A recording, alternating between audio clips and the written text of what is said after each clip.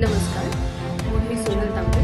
Global Maharashtra 24 news बुलेटिनमध्ये तुम्हा सर्वांचं स्वागत. पाहूया आजच्या ठळक घडामोडी. फक्त ग्लोबल महाराष्ट्र 24 वृत्तवाहिनीच्या आपल्या हक्काचे विचार. बघितलं असेल तर आजच मी एक व्हिडिओ ट्विट केला आहे. त्या व्हिडिओच्या माध्यमातून आपल्याला दिसतं की कसा जीवघेणा प्रवास आज डोंबिवलीकर प्रवासी किंवा डाऊन साईडने येणारे जे प्रवासी आहेत ते करतायत आणि लोक आपला जीव मुठीत घेऊन आज प्रवास करून मुंबईकडे जाण्याचा प्रयत्न करतायत.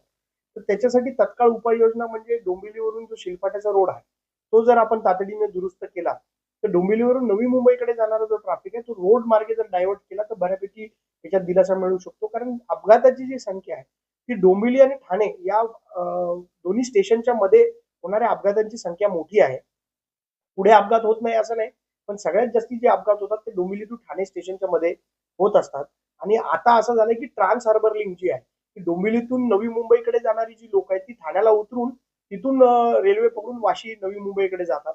तर त्यांच्यासाठी शिलपाटा रोड तातडीने दुरुस्त होणं, शिलपाटा रोडवरच्या ट्रॅफिकचं नियोजन होणं हे अत्यंत गरजेचं आहे. त्याचबरोबर जे मी काल परवा जे सांगितलंय की Dombivli to Thane bus service जी घोडबंदर रोडला IT सेक्टरच्या लोकांना जाण्यासाठी जी सोयीची होईल अशी बस सर्व्हिस सुरू करणं, त्याचबरोबर मेट्रो 5 ला डोंबिवली वेस्टची कनेक्टिव्हिटी देणं खूप सोपा विषय आहे. अर्धा किलोमीटर 5 ते 6 किलोमीटरच्या अंतरावरती मेट्रो 5 आहे. मेट्रो 5 डिसेंबर मध्ये सुरू होणार आहे. जर त्याला कनेक्टिव्हिटी दिली तर ठाण्याला जाणारी जी लोकांची गर्दी आहे ती कमी होईल. आणि हा जो जीवघेणा प्रवास लोक आज करतायत, लोकांना जो त्रास होतोय तो कुठेतरी कमी करण्याचा त्याच्यातनं बघा हे सगळे तात्काळ उपाय आहेत. आणि लॉंग टर्म साठी काही उपाययोजना सरकारला करता येतील त्या सरकारने केल्या पाहिजे. आणि या शॉर्ट टर्म ज्या उपाययोजना मी सांगितल्या त्या आता तात्काळ केल्या पाहिजे अशी माझी सरकारला विनंती आहे. नाही तर लोकांचा उद्रेक रस्त्यावर येऊ शकतो आणि नागरिक रस्त्यावर येऊ शकतात असं मला वाटतं. टू ठाणे जी बस सर्व्हिस आहे ती तात्काळ सुरू करण्यासाठी मी बैठक घेतली. त्या बैठकीनंतर एक सकारात्मक गोष्ट अशी आहे की परिवहन विभागाच्या सर्व जे अधिकारी आहेत त्यांनी या रूटची पाहणी केलेली आहे. जवळजवळ 20 मिनिटाचा हा रूट आहे. आणि बरेचसे लोक मला कमेंट्स मध्ये सांगत होते की ठीक आहे तुम्ही बस सर्व्हिस सुरू करताय पण ट्रॅफिकचं काय. पण मी आपल्याला सांगू इच्छितो की मोठागाव मानकुली ब्रिजच्या माध्यमातून जी कनेक्टिव्हिटी ठाण्याकडे मिळालेली आहे, अँब्युलन्सची संख्या तुम्ही बघत असाल तर ठाण्याला जाणाऱ्या अँब्युलन्सची संख्या इतकी वाढली आहे इथून की जे लोक ठाण्याला जायचे आहेत, जे पेशंट्स आहेत ते देखील इकडनंच जातात. त्याच्यामुळे बस सर्व्हिसच्या मुळे लोकांना फायदाच होईल. ही बस सर्व्हिस तातडीने सुरू करायची आहे. आणि बऱ्याचशा लोकांचा असा प्रश्न होता की बस सर्व्हिस डोंबिवली स्टेशनवरनं आपण का सुरू करत नाहीये. तर त्याचं कारण असं आहे की डोंबिवली स्टेशनवरती बस उभ्या करण्यासाठी जागा नाहीये. इथे मोठ्या गावच्या सर्कलमध्ये KDMTचं एक मोठं आरक्षण आहे जे 7 गुंठ्याचं आहे. तिथे आपण आरक्षणाच्या ठिकाणी बस उभी करण्यासाठी व्यवस्था, पार्किंगची व्यवस्था, त्याचबरोबर शौचालय असेल नागरिकांसाठी, या सगळ्या व्यवस्था उभ्या करणार आहे. चार्जिंग स्टेशन्स आपण बससाठी, इलेक्ट्रिक बससाठी उभे करणार आहे, जेणेकरून सगळ्या सुविधा इथे उपलब्ध राहतील. आणि ठाणे डोंबिवली जी बस सेवा आहे ही लोकांसाठी एक वरदान ठरेल असं मला वाटतं.